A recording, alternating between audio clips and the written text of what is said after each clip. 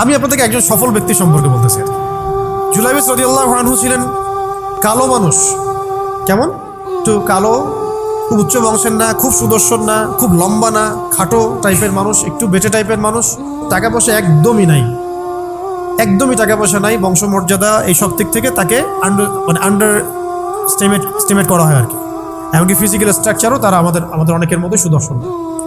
তার অবস্থা কেমন? নবী সাল্লাল্লাহু আলাইহি ওয়াসাল্লামের সাহাবীরা অন্য হাদিস থেকে বলেছেন যে নবী সাল্লাল্লাহু আলাইহি ওয়াসাল্লাম মসজিদে যেতেন, মদিনায় মসজিদ নববীতে যেতেন, রাস্তার পাশে তিনি পড়ে থাকতেন।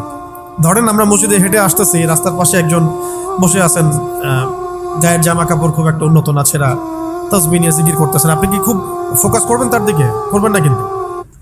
তো মানুষ তার দিকে ফোকাস করে না খুব একটা, যাওয়া আসা করে সে পড়ে থাকে। কেউ খাবার দিলে খায়, না দিলে খায় না, এইভাবেই তার দিন যাচ্ছে। কোথাকার ঘটনা এটা? মদিনায়, হিজরতের পরের ঘটনা।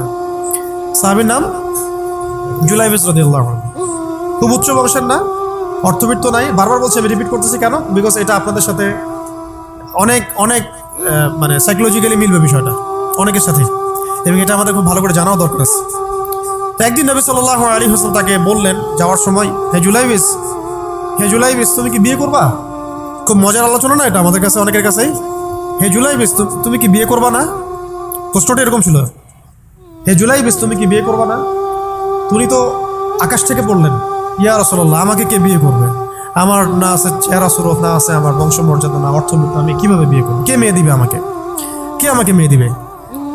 তো ওদিন নবী সাল্লাল্লাহু আলাইহি ওয়াসাল্লাম চলে গেলেন, কিছু বললেন না। পরের দিন আবার বললেন, ইয়া জুলাইবিস আলা তাতাযাওয়াজ তুমি কি বিয়ে করবা না?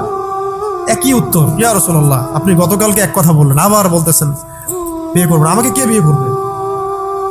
তৃতীয় দিন নবী সাল্লাল্লাহু আলাইহি ওয়াসাল্লাম আবার বললেন, আলা তাতাযাওয়াজ ইয়া জুলাইবিস তুমি কি বিয়ে করবা না হে জুলাইবিস?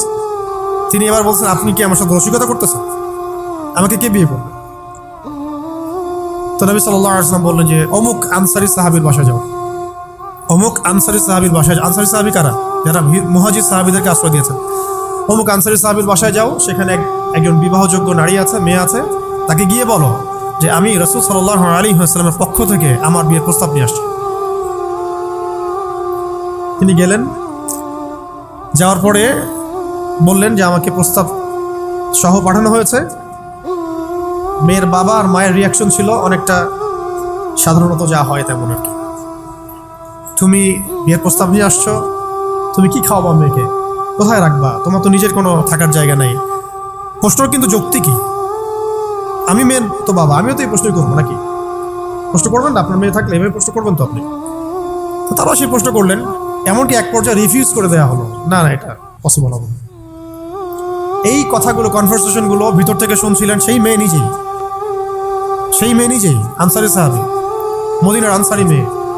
মদিনার আনসারী মেয়েরা কিন্তু অনেক সুদর্শন তৎকালীন সময়কার, উচ্চ বংশের, সুদর্শন, খুবই ইলেম বলা হতেন তারা, হিপস ক্ষমতা খুব থাকতো, খুবই জজবাওয়ালা, মানে জিহাদের মাঠে একদম যুদ্ধ করেছেন তারা, একদম নবী সাল্লাল্লাহু আলাইহি ওয়াসাল্লামের আশেপাশে ছিলেন।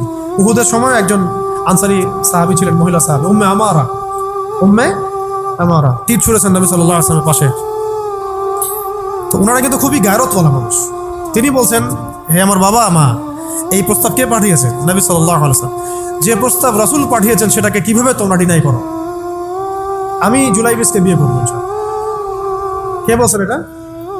আপনি পুরা সিস্টেম খুঁজে এরকম একটা আনসারী সাহাবীর মতো মেয়ে আমাকে দিতে পারবেন? ইল্লা মাশাআল্লাহ, হইতে পারে ইল্লা মাশাআল্লাহ। তো ওই মেয়ে নারী সাহাবী, তিনি রাজি হলেন। এবার শোনেন, এবার বিয়েও হলো, মাশাআল্লাহ, বাসর হলো, এবং সকালবেলা আওয়াজ হচ্ছে, মদিনার চারপাশে এলান হচ্ছে যে হে মুসলিমরা সবাই বের হও, ইহুদিদের সাথে যুদ্ধে আমাদেরকে খায়বারে যেতে হবে। ইহুদিদের সাথে যুদ্ধে আমাদেরকে খায়বার আক্রমণ করতে হবে। নবী সাল্লাল্লাহু আলাইহি ওয়াসাল্লাম তোমাদেরকে আদেশ করেছেন। এটা কিন্তু হুদাইবিয়া সন্ধির পরের ঘটনা। আর ইহুদিদের সাথে আমাদের বেশ কয়েকটা যুদ্ধ হয়েছে, বনু কুরাইজার সাথে, বনু কাইনুকার সাথে, বনু নাজিরের সাথে, এবং ফাইনালি খায়বারে এদের সাথে। তো জুলাইবিস রাদিয়াল্লাহু আনহু বের হয়ে গেলেন যুদ্ধের জন্য,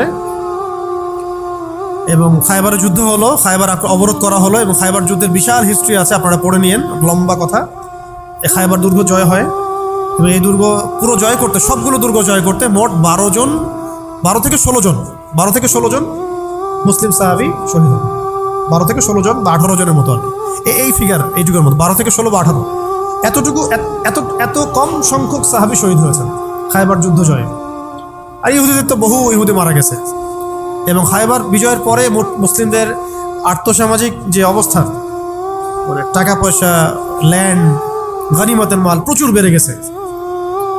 এখন নবী করিম সাল্লাল্লাহু আলাইহি ওয়াসাল্লাম শহীদদের লাশ তালাশ করছেন, কোথায় কোথায় শহীদরা আছে, তাদের মানে কবরস্থ করার প্রসেসিং হবে। উহুদ যুদ্ধেও তো হয়েছে না, ওই রকমই প্রত্যেকটা যুদ্ধেই তো এটা হতো। তো লাশগুলো তালাশ করতে করতে করতে করতে করতে একটা কর্নারে গিয়ে তিনি দেখলেন সেখানে জুলাইবিস রাদিয়াল্লাহু আনহুর লাশ পড়ে আছে। কার? জুলাইবিস রাদিয়াল্লাহু আনহুর লাশ পড়ে আছে, যার ব্যাপারে আমি গল্পটা বলছি আর কি। এবং তার গায়ে অসংখ্য তরবারের দাগ, ক্ষতবিক্ষত অবস্থা, এবং তার আশেপাশে মোট 1 2 3 4 5 6 7 8 9 জন ইহুদির লাশ পড়ে আছে। ছোট সাহাবী, বলেছি আকৃতিতে ছোট, খুব উঁচু বংশের না, অর্থ সম্পদ কম, দেখতে সুন্দর না। গতকাল বিয়ে করেছেন, কেউ তাকে বিয়ে দিতে যাচ্ছিল না। তার এক পাশে কয়জন ইহুদির লাশ, তার পাশে 9 জন ইহুদির লাশ পড়ে আছে, মাঝখানে তার লাশ ক্ষতবিক্ষত অবস্থায়। এই অংশটুকু আপনারা পড়ে নিয়েন, পড়লে আরো ভালো ফিল করবেন, একা একা পড়লে আরো ভালো ফিল করবেন। নবী সাল্লাল্লাহু আলাইহি ওয়াসাল্লাম নিজে তার কাছে গেলেন। হাদিসের মধ্যে আসছে, সিরাতের কিতাবের মধ্যে আসছে, নবী সাল্লাল্লাহু আলাইহি ওয়াসাল্লাম নিজে তার কাছে গেলেন। যাওয়ার পরে তার যে মাথা, সেই মাথার পাশে নবী সাল্লাল্লাহু আলাইহি ওয়াসাল্লাম বসলেন। বসার পরে নিজের হাতে জুলাইবিস রাদিয়াল্লাহু আনহুর চেহারা থেকে এরকম করে ধুলাবালিগুলো সরানো, নবী সাল্লাল্লাহু আলাইহি ওয়াসাল্লাম তার গা থেকে রক্তগুলো আমাদের নবী সাল্লাল্লাহু আলাইহি ওয়াসাল্লাম মুছলেন, আদর করলেন, চুলগুলো ঝাড়লেন। দৃশ্যটা চিন্তা করেন, তার চুলগুলো তিনি ঝাড়তেছেন, চেহারা থেকে রক্তগুলো মুছতেছেন। কে? নবী সাল্লাল্লাহু আলাইহি ওয়াসাল্লাম তার চেহারা ধুলাবালিগুলো মুছতেছেন। নিজের এই পায়ের মধ্যে, উরুর মধ্যে তার মাথাটাকে নিয়ে এসে রাখলেন নবী সাল্লাল্লাহু আলাইহি ওয়াসাল্লাম। রাখার পরে এভাবে আদর করতেছেন।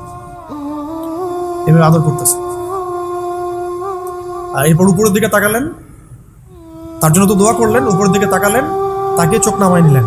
সাহাবায়ে কেরাম তো আশেপাশে আছেন অনেকেই, বললেন যে ইয়া রাসূলুল্লাহ, আপনি এমনটা কেন করলেন, চোখ নামাই নিলেন কেন? তখন তিনি বললেন যে আমি দেখলাম যে জান্নাতের হুরদের মধ্যে অসংখ্য হুর ছুটে আসতেছে, কে জুলাইবিসকে আগে বরণ করবে তার জন্য। তিনি নিজে কাঁদলেন, জুলাইবিসের জন্য নিজে কাঁদলেন, নিজের হাতে তাকে এইভাবে উঠালেন। তিনি ছোট মানুষ ছিলেন। এরপর 2 হাত দিয়ে তাকে উঠালেন, উঠায় নিজের হাতে তাকে দাফন করলেন। দাফন করার পর তিনি বললেন, ইয়া জুলাইবিস, আনতা মিন্নি ওয়া আনা মিনক, তুমি আমার অংশ, আমি তোমার। হে জুলাইবিস, তুমি আমার, আমি তোমার। হে জুলাইবিস, তুমি আমার, আমি তোমার। এই কথাটা বললেন কে? নবী সাল্লাল্লাহু আলাইহি ওয়াসাল্লাম। এখন আপনাদেরকে আমি সাফল্যের মানদণ্ড কিভাবে বোঝাবো? এর বাইরে কোনো ভাষা নেই আমার কাছে। সাফল্য বলতে কি বোঝান? এই সিস্টেম সাফল্য বলতে কি বোঝায়? এই ওয়ার্ল্ড অর্ডারটা সাফল্য বলতে কি বোঝায়?